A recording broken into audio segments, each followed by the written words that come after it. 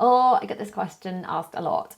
I've got to say, I don't think people talk about this enough. Hi guys, Ari here from mummyof4.com. Welcome back to my YouTube channel. It has been a little while since I've done a good old-fashioned Q&A. So now I thought it would be a really good opportunity to catch up, answer some of your questions. So get cozy, grab a snack, or if you're listening to the audio version of this and I'm in your earbuds, hello. I'd love it if you guys would snap a little picture of whatever you're up to while you're tuning in. I'd love to see where you are watching or listening. So diving into the questions in no particular order. The first one is, how are you? Thank you for asking, by the way. I always get someone that asks this when I do a Q&A, and it's always really sweet that you guys care how I am. Yeah, it has been turbulent. A turbulent time. There have been a number of things that have gone on this year that have been some of the most challenging stuff that I've had to go through. Some of it, obviously, I've chatted about in vlogs and things, and some of it I've not been able to share online, largely because it's not mine to share, if that makes sense. There are certain things that sometimes I come across as being a bit cryptic, and I don't mean that to be that way at all, but sometimes I want to let you guys know that there's some stuff going on. If you think of the whole Instagram versus reality, that if you're struggling and having a bad day, you're not the only one. And I want you to know that everyone has ups and downs, and that's totally normal. I think it can be so easy to look online and wonder, why is everyone else's life so shiny and perfect and mine isn't? So I share that stuff when I'm having a bad day or when there's stuff going on, because I feel that's really important to share. However, it's not always appropriate for me to share those things if it's not directly about me, if there's someone else involved. So there have been some things going on in the background of our lives throughout the first half of 2023, really, that have been incredibly challenging. However, I don't really want to complain. It is really not all bad. We've had some absolutely amazing times too, sort of high highs and I guess low lows. So all in all, I would say that I'm really good. Therapy's going well. We'll get to that in a minute. But generally, I'm doing pretty well. I'm better than I was. My health is better. I did have COVID and the flu. Was it flu then COVID? I had two pretty nasty doses of just viral infections earlier in the year, and I am just doing a lot better. And quite frankly, the sun's out, which I just feel like maybe I am very much a summer person. Just the sunshine makes me happy, okay? It just makes me happy. So next question is, how is Zara? So if you didn't catch, I think that I shared it in a vlog and perhaps over on Instagram, we had a bit of a scare with Zara. She had a febrile convulsion. I say febrile convulsion. She had a seizure at 5 a.m. Now at 4 a.m. was the first sign of her being unwell at all. She complained she felt unwell and she had Calpol. She wanted to go back to sleep. So I let her, and then I heard a noise around 5 a.m. as if she was being sick. I did explain the full story in a vlog, which I will link down below if you want to watch the whole story. But in short, she was having a seizure. She wasn't being sick. Her lips had gone blue. She didn't appear to be breathing. I picked her up, told my husband to phone 999. She took a big gasp and she was breathing again, kept seizing, and then when she came out of it, just couldn't wake her. It was just a very, very scary time. Not the first seizures I've experienced. Well, used to have them when he was younger, and they were definitely classed as febrile convulsions. So in the hospital, they were quite insistent that because she's over 5, it can't be classed as a febrile convulsion, and it has to be investigated to see if it's epilepsy. Now, obviously, if they want to investigate, I'm going to let them. I want to make sure my children are okay, and if they think those tests need to be done, then great. I kind of felt, I mean, I'm no doctor, but it looked like a febrile convulsion. Even after she had the seizure for 2 days, she had ridiculously high temperatures. I'm talking 41. So it was a very nasty virus that it seemed to be with Will. He'd have a seizure at the beginning of an illness when the temperature spiked very, very fast. Again, I'm not a doctor, so this is just kind of my observations as a parent. And I did say to the doctors in the hospital, she's very tiny, she's very petite for her age, could this be a factor? And they said no. If she was 5 and a little bit, then maybe it could just still be febrile, but they were quite insistent it can't be. So in herself, she is well and healthy. My anxiety or fear, my therapist wanted me to define what was the difference. Were fear and anxiety the same? And I decided they had different names, so they were not exactly the same. And yes, I was very afraid when she was very unwell because it was a very scary time. I had to really have a word with myself and make sure that I was looking at her as she was getting better and going, she's healthy, she's okay, and looking at her bouncing around again when she had been finding it so hard to pick her head up off the sofa, and going, she's okay, she's well, she's healthy, watching her bouncing around and having to say, Zara, sit down, you know, at the table, you're going to hurt yourself. It was so nice to be able to do that again because she had been so poorly. It would have been so easy, and I can see how people would fall into the trap of just never wanting to take your eyes off your child again, having witnessed something like that. And it's a process. I don't think it just happens without consciously going, I'm going to actively do all I can to make sure they're safe, to make sure they've had any medication, any checkups, any attention they need. I'm going to do all I can, but then I'm going to do my best to release the fear because it felt so all-consuming, and I see that I so easily could have sat in that. It was a scary time. I think it's actually helped to look on the NHS website and see how, as scary as seizures are, the NHS website sort of seems to downplay them a bit. I don't know if that's the right term, but it's very much a case of on the NHS website, a child has a seizure, put them in recovery position. That doesn't sound as alarming as it feels in the moment. If you want more information about it, then obviously check out the NHS website, but for the full story of what happened with Zara, and I went into like a lot more depth, then make sure you check out that vlog if that is something you are interested in knowing exactly what went on. Okay, next question. Do you like travelling to Paris in January or February? Very light and airy compared to the last question. Yeah, we went in February. We've never been in January. We did go in February half term. I've just finished editing, so by the time you see this, all of those vlogs should be live on my channel. February was lovely. It was cold and it was wet on some days, but then we had wet days when we went in October. We got poured on one day in June with a thunderstorm. So you can't guarantee the weather whenever you go. We actually had some quite mild days where we put our coats in lockers and things. So February was good. I'd probably say it was easiest in June when we barely needed to take anything, because obviously I think the difficulty with going to Disneyland or pretty much anywhere in the colder months, because we did it on the towers recently, it's just all the extra stuff you've got to take with you. When you've got to take layers and layers, it's just extra to carry, and then maybe you go inside and you're hot. And the warm weather, I think this is why it makes me so happy. There's just less stuff. You put sun cream on your children in the morning, top up later in the day maybe, because I use 8-hour sun cream with the children, so minimal application. But I just love the minimalism of summer of, yeah, maybe chuck a pack-a-mac that folds away into a tiny little bag, into your bag, but not having all that extra stuff really does make the summer better. So it's not even about how hot or cold you are, it's just about needing less stuff. It's really quite pleasant. Next question. Did you find the last few years of high school hard? 3 of mine are currently in year 10 and twins in year 8. I've got to say, I don't think people talk about this enough. The teen years are tough, man.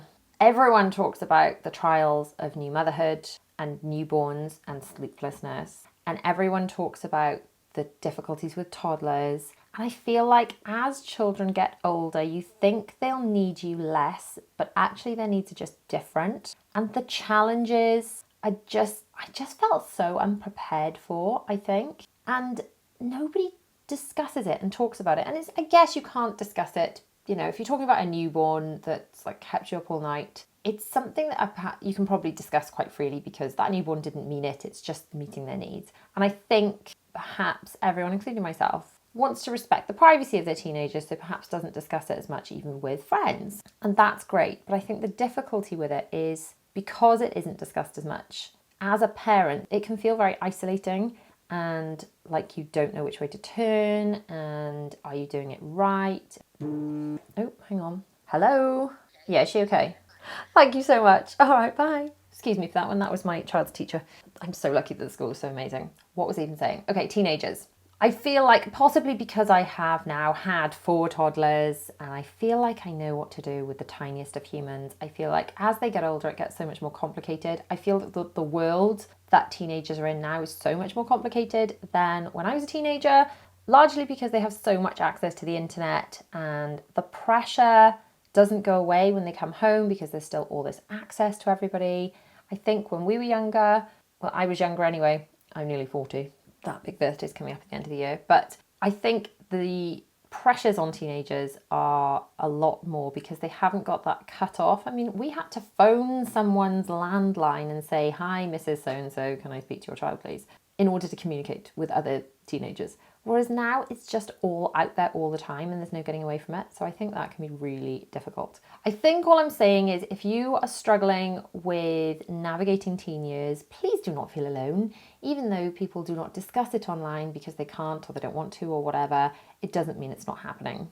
I think you've just got to think of those challenging times and all that good stuff that you've put into your relationship with your teenager as they come through the teen years and everything kind of calms down a little bit, then you kind of get them back a bit. I think what I'm trying to say is hang in there, you're not the only one, and it definitely gets easier. Following on from that, how is uni going with your eldest? He's loving it, having the time of his life, has switched from, he was doing a course on, what was it even? It feels like so long ago now. He was doing a course on computer animation, which my only advice was pick something you love. Pick something you would do anyway. Pick something you would do for free as a hobby. And if you can turn that into what you're doing for education and ultimately a job, then work. You're going to feel much more in flow and it's going to feel like less of a chore. And in theory, this was absolutely going to be the right course. Very, very excited. And then in practice, it just wasn't what he thought it would be. And we had a very nerve-wracking time where he left one course and hadn't started another course. But we got through that when he was finally accepted onto what's now a music course. And he's just loving it. It's just living his best life and loving it, really. Just loving, playing his guitar all day. And I had my concerns. And I think this is the difficulty with teenagers. Letting go is so hard because you just want to bubble wrap them. You just want to help them. And it's all with best intentions. You just want to make sure they're okay. And then you've got this, they're not living with you anymore. It's so tough. It's so tough. But yeah, he's loving life. Next question. When buying jeans, what brand do you go for? I've got to say, a good few years ago, I was asking on stories, I think. It's one of the reasons I love Instagram. Just the asking for crowdsourcing advice for things like this. And I asked for which are the best type of jeans, which jeans can people recommend. So quite a few people recommended Next jeans and I ended up going for the Slim and Shape Next jeans. They're great because they're super stretchy and therefore really comfy, but also kind of high up enough so I'm not feeling like squidging out in all the wrong places. They just kind of work for me and my body shape. Will you do food hauls again? Oh, I get this question asked a lot. The reason I stopped doing food hauls, and I'm not 100% sure if I'll go back to them, maybe get in touch, let me know, or let me know down in the comments if you're watching on YouTube. The reason I stopped was because I think I had imposter syndrome, if I'm honest. People seemed to love them in that lots of people watched them and commented on them. But I always worried that I am no master chef. I feed my family in a way that's hopefully reasonably balanced and healthy in that I add in lots of fruit and veg. But also, as a mum of 4, that also works full time. I do cut corners. I do use jars of sauces or shortcuts. And the internet can be a really judgy place. And on the same videos, I get some people going, you're a super mum, and other people going, you're so lazy, why don't you feed your family properly? Literally on the same videos. And all those comments can be quite difficult. And I think I found it a little bit triggering because I do worry that am I not doing a good enough job? I don't make everything from scratch. I'm not exactly growing my own veg in the garden and then pulling it up and making everything from scratch. I don't do that. I do take shortcuts. And I also am feeding a family of neurodivergent people who like routine and like the same foods and now eat a really, compared to what they used to eat, an amazing variety. But compared to perhaps some neurotypical people, do not eat a lot of variety. So we have probably 15 meals that I make on rotation. And I think I worried that my grocery hauls were just really, really repetitive. I found myself saying the same things. In my head, I'd be saying the stuff for the grocery haul and just thinking, oh my goodness, this is so repetitive and people are going to judge me. And I'd have all these kind of, this negative self-talk, I guess, as I was filming it. Oh, who's going to watch this? Oh, I'm saying the same things. And I was worried that was coming across. But then I'd get messages saying, oh, when are you going to do grocery hauls again? Because since watching your grocery hauls, my children will now eat salad thanks to your tips. And then I think, well, maybe it does have value. So I think I worried I wasn't good enough and it didn't have value. It didn't bring enough value. And like, why would people watch it? What would they get from it? And those thoughts stopped me from doing them for a while. But I don't know. Should I go back to doing grocery hauls? And if I, like, why? That's the question. I feel like because they do well on YouTube isn't a good enough reason. I feel like I want to put some good out into the world. Otherwise, what's the point? Does that even make sense? I hope it makes sense. What is the card you use for spending abroad? So the card I use is called Monzo. I do actually use it at home as well. The best way I can describe it is it's less like a bank that developed an app and more like an app that was really good that developed a bank. And I use it abroad because it's fee-free for spending abroad. I love it. I love that when I spend on something, it sends me a little notification saying, this is how much you've spent in this transaction. This is the total of what you spent today. It's all geotagged. You can put receipts into it. It's just fantastic. If you want to grab a Monzo card, then I will put a link down below, and using that link, it's not an ad as such. I'm not working with them. It's more like a customer referral thing. You will get £5 when you make your first spend, you take your first transaction, and I get £5 as well, just to be fully transparent. So that's mummyof4.com/Monzo. My daughter has suspected autism, and I love, love, love it. If you do a video on how to calm meltdowns, tips and tricks from a real mum would be amazing. I believe I've made this video already. It's not specifically about autism, it's about calming techniques for children generally. But if I'm honest, I think all of them I use on my neurodivergent children. So I will link that video down below, or you can just head to YouTube and search Mummy of 4. I think it's something like calming tips for kids, something like that, and then you should be able to find that video. Did any of your children have speech delay? Not exactly, although William, when he was first diagnosed with autism, didn't really use speech in a conventional way. He could read at 3. This was the spiky development that was sort of indicative of autism. He could read like actual sentences, but would not have conversation. He would communicate with me to tell me what he needed in a very basic kind of way, and I would sort of understand him and be tuned into him. He would not then speak to other people. He just didn't want to. I think he just didn't see the point. The biggest tip, and I think I have got a video. If I've not got a video, I should actually make a video about tips that I picked up along the way for encouraging good speech in children. I am definitely going to have to go and look if I've made that video already. If I have made that video, I will link it down below. But if I have not, then I'm putting it on my to-do list. But the main tip that I was told by a speech and language therapist, which was amazing, which really works for all children whether they've got speech development or not, is to stop asking questions, which is a really difficult one. I was like, well, what am I going to say to my child? So rather than saying, what did you have for lunch today? You say, I had a ham sandwich for lunch today. And then they're more likely to reply with, oh, I had chicken curry for lunch today. This is not a relevant point. Obviously, you've packed your child's school lunch, but if they're having school dinners, it's a good example. But it's modelling the language that you're expecting them to use, and therefore they know how to respond rather than just asking a question. They might just respond with another question. So think about 4 fingers and 1 thumb. For every question that you ask your children, if you do 4 statements, then you're modelling so much language for them to be able to use to know what to say back to you. Next one. Oh, no question, just to say that you're doing amazing. Aw, you guys are literally the sweetest. Do you think you like Disney so much because it's an escape? Ooh, maybe.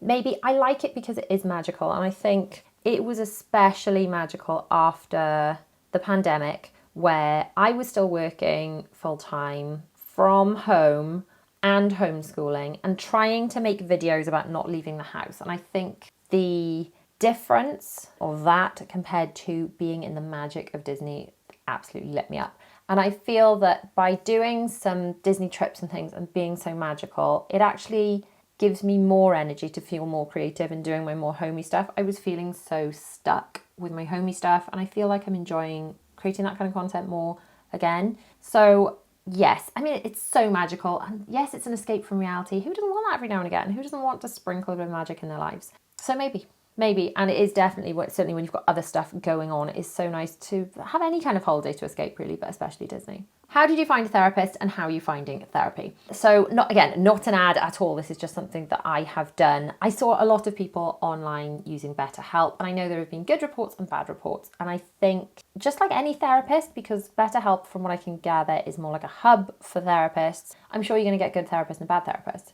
I have been lucky that I was teamed up with someone that I feel has been really, really great, has been really punctual, has been really helpful, has really offered me great insight, and really has helped me get my head around some things that were a little messy, shall we say. So my personal experience with it has been great. I chose it because I am a little stretched for time at the best of times. I'm used to doing online stuff anyway, so most of my meetings, well, all of my meetings are online with Zoom or whatever. And I like the fact that if my therapy session was going to take an hour, I would need an hour, and then I could leave to get the children or go back to working, whatever it was, rather than having to physically go somewhere. That just suited me down to the ground. So I took up that. I just thought I'd give it a go. There is an option to switch therapist if you don't click with the one that you have got. I didn't feel I needed to do that, but I've seen where the button is and it's really easy to do if you need to do it. Again, I've got a referral code. This is not an ad. I'm not working with them. This is more like a customer referral thing that if you use this link and you want to try it out, then you get, I say, a free trial, a free week, a free discount. Do you know what? I'm not even sure, but if you click on the link, then it will tell you what you get for free. You get some sort of bonus, some sort of incentive for trying it out. And then I get the same as you, I believe, from what I can understand. But yeah, off the top of my head, I'm not exactly sure what it is. It's not, this isn't an ad. But click on the link, which I'll put down below, if you want to just look into it more and just actually find out the information or give it a try. What camera are you using? Oh, cameras. I love cameras. Right. So camera-wise at the moment, my main vlogging camera is this little Sony ZV-1.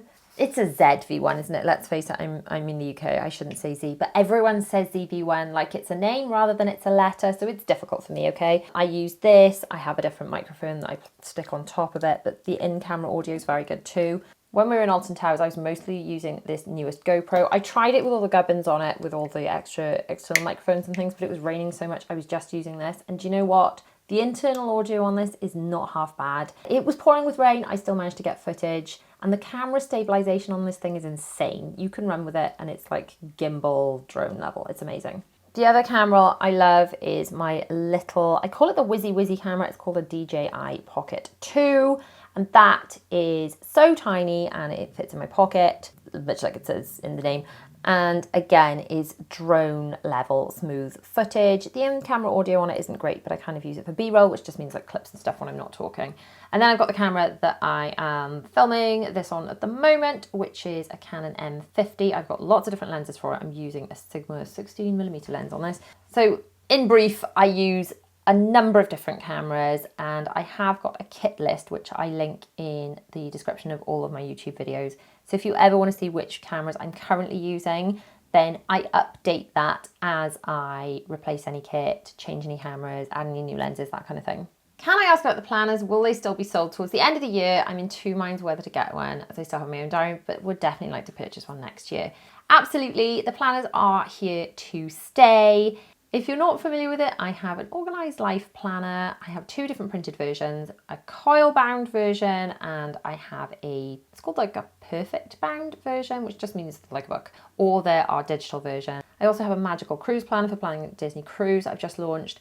I have magical park planners for planning Disney trips. And I'm actually thinking about putting together a teacher planner. And this only came about because, I mean, I'm not a teacher, but I have lots of friends that are.